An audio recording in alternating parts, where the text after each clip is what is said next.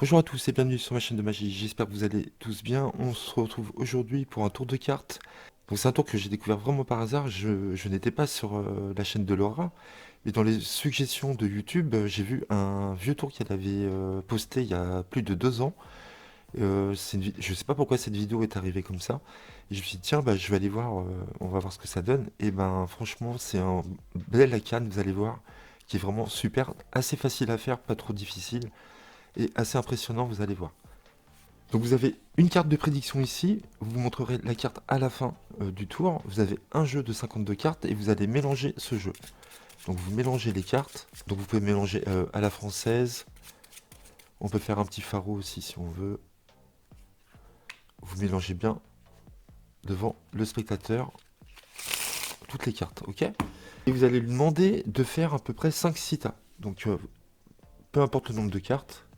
Ici, ici, ici et ici, ok? Là, le spectateur va devoir choisir un des citas. Donc il choisit un tas, n'importe lequel, donc il prend celui-là, il le met dans ses mains, et vous rassemblez tous les autres paquets, comme ceci. Vous retournez à ce moment-là, le spectateur prend les cartes dans les mains, donc on ne sait pas du tout combien il va compter de cartes, il vous lui demander de compter ses cartes. Donc 2, 3, 4, 5, 6, 7, 8, 9, 10. Il en a 10, mais nous, on ne sait pas du tout, hein. Ensuite, toujours de tourner, vous lui dites veuillez prendre le gros du paquet et veuillez mettre le gros du paquet sur vos cartes. Comme ça, je ne peux pas savoir combien vous avez choisi de cartes, ok? Vous prenez le jeu en main et vous allez mélanger à nouveau toutes les cartes devant le spectateur, comme ça, à la française. Comme ceci, voilà.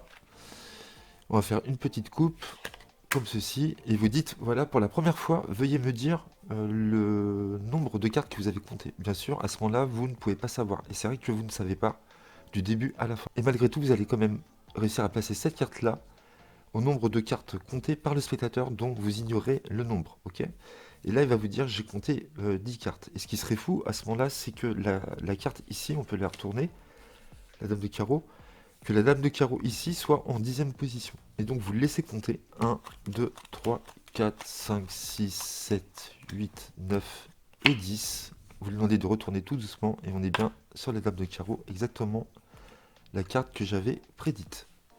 Voilà pour ce merveilleux tour automatique que je trouve vraiment super. Voilà. Bravo à toi encore Laura, c'est vraiment excellent.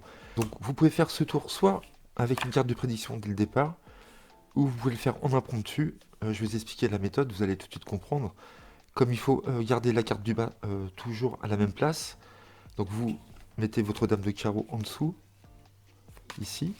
Ou soit vous faites mélanger le jeu par le spectateur, vous piquez la carte du dessous, ici, et vous pourrez dire, à partir du moment où le spectateur va vous dire son nombre de cartes comptées, imaginons il a compté 14 cartes, et donc vous lui direz à ce moment-là, la 14e position, je pense qu'il y a 2 cartes de pique. Ok, la carte que vous aurez piquée ici. Donc vous avez deux façons de le faire, ou même plusieurs façons, vous verrez. Et voilà comment vous pouvez faire ce tour. Donc là, j'ai pris une carte au hasard, hein, et vous allez placer cette carte-là en dessous de votre jeu. Et ce qui est fort dans ce tour, c'est que vous allez réussir à placer la carte, cette carte-là, au nombre de cartes comptées, alors vous ne savez pas du tout le nombre de cartes comptées. Il va falloir estimer. Donc vous allez voir, c'est pas dur du tout.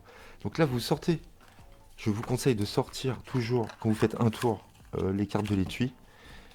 Vous dites, voilà, je vais vous faire un petit tour. Ici, j'ai une carte de prédiction. Donc ne montrez pas vos cartes face visible, puisque on va voir tout de suite la dame de carreau.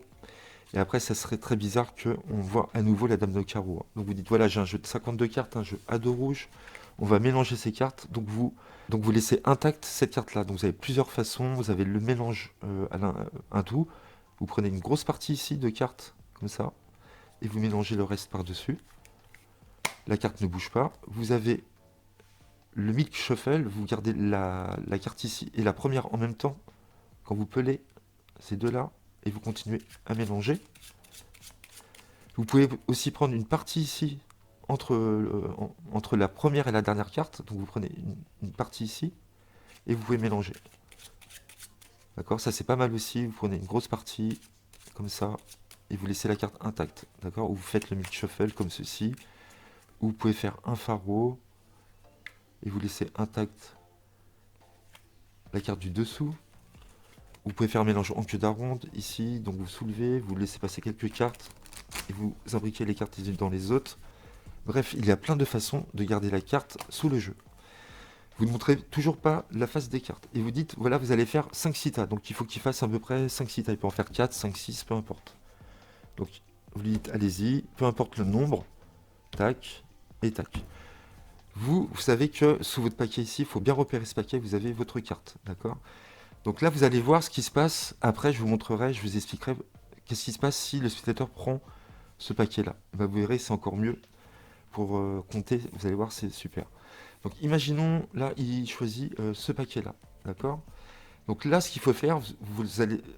Donc là, ce que vous faites, vous allez dire, vous allez prendre ce paquet-là dans vos mains, ok? Donc vous pouvez le donner, ce qui fait que vous allez pouvoir estimer plus facilement. Parce que normalement, il faut essayer d'estimer juste en regardant l'état. Mais si vous avez du mal à estimer ce paquet-là, par exemple, bon, là je sais qu'il n'y en a pas beaucoup, il y en a 6 à peu près, 5, voilà. Ce que vous pouvez faire, c'est prendre le paquet et dire au spectateur, allez-y, prenez-les dans les mains. Mais c'est moyen, on va dire, le mieux c'est d'estimer à vue. Parce que là, vous pouvez, c'est un peu trop facile, on va dire, hein, le fait que vous ayez les cartes dans les mains. Mais c'est juste pour ceux qui ont du mal à estimer, vous pouvez prendre le paquet et dire, prenez le tas. Et là, en touchant le paquet, en prenant les cartes entre vos doigts, vous pouvez estimer plus facilement. Ok, mais le mieux, c'est juste d'estimer à vue comme ça. Donc là, peu importe le paquet qu'il prend, imaginons, il dit je prends ce paquet-là, d'accord? Donc là, je sais à peu près qu'il y a allez, 15 cartes.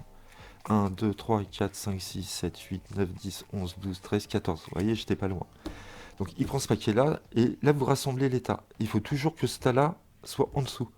Donc vous rassemblez comme ceci, et comme ça, par exemple. Là, la carte est toujours en bas.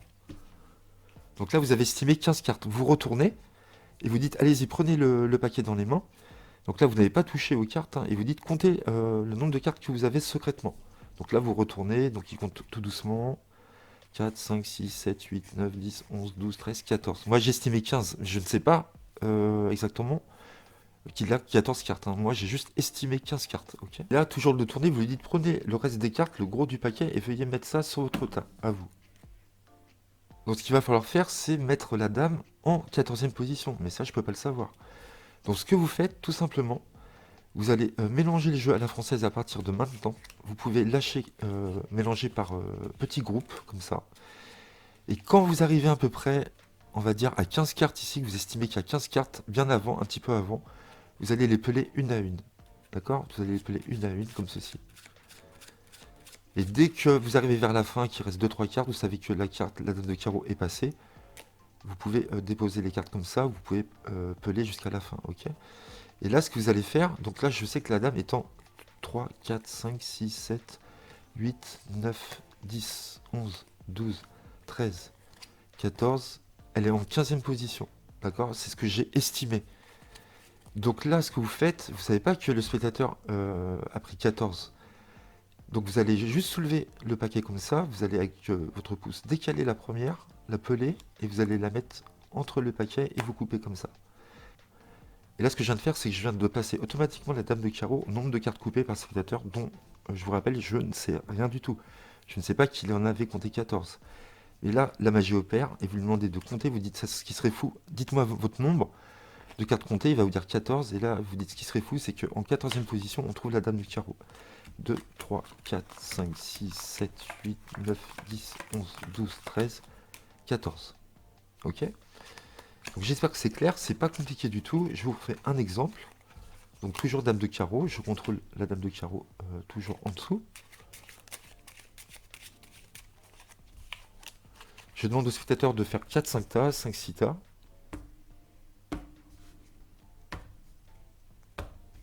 Comme ceci. Je sais que ma carte est ici, sous ce paquet.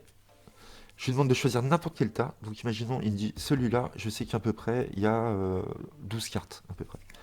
1, 2, 3, 4, 5, 6, 7, 8, 9. C'est pas grave. Vous allez voir, ça marche quand même. Moi, j'ai estimé 12 cartes, lui, il va en compter 9. Donc vous récupérez les tas, dans n'importe quel ordre, sauf que celui-ci, bien sûr, il doit arriver en dessous. Donc là, vous lui demandez de prendre le gros du paquet, et vous allez le tourner et de déposer ça sur son paquet. Et vous allez mélanger. Donc j'ai estimé 13. Donc moi, je sais que... Je ne sais pas que lui, il a compté 9. Et arrivé à peu près... Je sais que là, il y a un peu plus que 13 cartes. Et là, je vais peler une à une. Ok, et arrivé vers la fin, j'arrête. Et je prends une carte et je décale. Et là, croyez-le ou non, la carte, la dame de carreau ici sera en 9e position. 1, 2, 3, 4, 5, 6, 7, 8 et 9. Vous voyez? En fin de compte, ce qui est important, c'est d'estimer à peu près. Même si vous ne tombez pas juste, c'est pas grave. Mais comme le spectateur repose son tas sur ma dame, qui est ici, donc moi je ne sais pas le nombre de cartes qu'il a ici. Vous voyez? 3, 4, 5, 6, 7, 8, 9. Il repose ici. Et ben j'ai juste à inverser en fin de compte. Vous vous en fichez de où elle est exactement. Ce qu'il faut faire, c'est inverser les cartes à la fin, une par une. Quand vous estimez à peu près, que vous arrivez à peu près au nombre que vous avez mémorisé. Et là, ben, on vient juste d'inverser la carte. Et là, je sais que j'ai une carte de plus par rapport à ce qu'il a dit. Je sais qu'elle là, elle est en 10e. Et là, je sais que là, elle sera en 9e. Vous voyez? Donc là, en fin de compte, la carte se place automatiquement grâce à votre mélange. Vous voyez, la méthode est vraiment très ingénieuse. Donc je mélange, je fais des faux mélanges, je garde ma carte en dessous. Ok. Le spectateur fait 4-5 tas. Ici, il choisit ce paquet-là. Donc là, pour avoir une petite indication, mais vous allez voir, ça se voit à peine. Vous dites, vous voulez choisir ce tas-là, vous voulez pas choisir un autre tas. Et là, en prenant, quand vous avez l'habitude d'avoir des cartes en main depuis le temps, en prenant juste comme ça, je sais qu'à peu près, là, il y en a 14-15. Ok. Donc on va compter 1, 2, 3, 4, 5, 6, 7, 8, 9, 10, 11, 12, 13, 14, 15. Vous voyez, j'étais juste. Donc là, moi, j'estime 15. Juste en disant, est-ce que vous voulez pas choisir un autre tas? Juste en soulevant, je sais à peu près en touchant entre mes doigts combien il y en a. Donc là, il me dit non, il veut garder celui-là. Vous récupérez les tas. Bien sûr, vous gardez la dame en dessous. Il compte le nombre de cartes qu'il a. Donc 15, 3, 4, 5, 6, 7, 8, 9, 10, 11, 12, 13, 14, 15. Moi, j'estimais 15.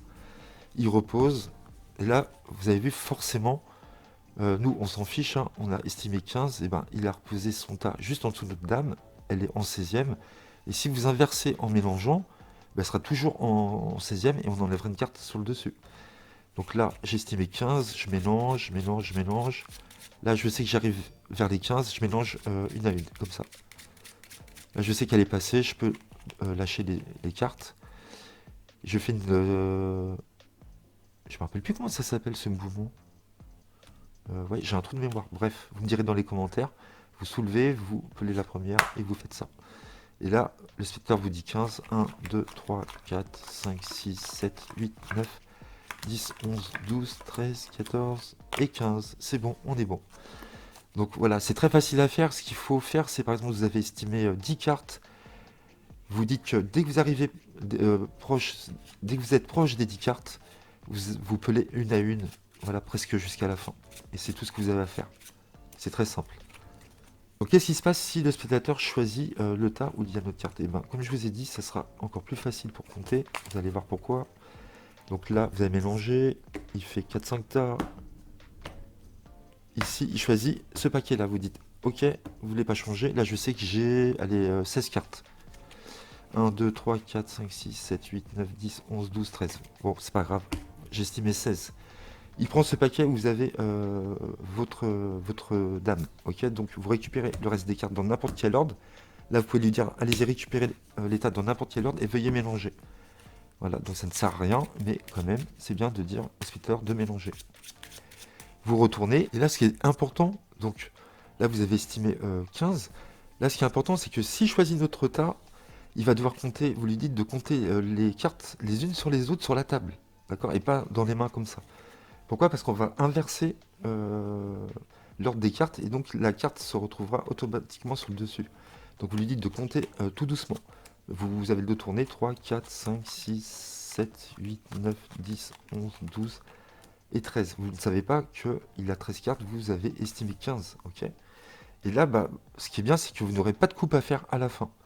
Elle sera automatiquement placée déjà directement. Donc là, il repose le gros du jeu par-dessus. Vous prenez les cartes, vous avez estimé 15, vous commencez par mélanger par petits paquets comme ça. Vous avez estimé 15. Là, je sais qu'à peu près, c'est bon, il faut que j'arrête. Donc, il faut que je pèle une à une, comme ceci. Et là, ce qui est fou, c'est que vous n'avez pas besoin de couper, de prendre celle-ci. Là, c'est automatique. Vous demandez au spectateur combien de cartes il avait compté. Il va vous dire 13. Et là, vous retournez la dame et il compte 13. 1, 2, 3, 4, 5, 6, 7, 8, 9, 10, 11, 12 et 13. Vous voyez, ça marche quand même. Là, vous n'avez pas à faire ceci. Je crois que c'est slide cut, ça s'appelle. Il me semble que c'est slide cut. Oui, parce que swing cut, c'est ça, je crois. Et slide cut, c'est ça, slide cut. S-L-I-D-E, plus loin C-U-T. Il me semble que c'est ça. Ça m'est revenu. Donc voilà pour ce super Akan. Je ne sais pas ce que vous en pensez, mais c'est encore très fort. Bravo Laura, tu es magnifique.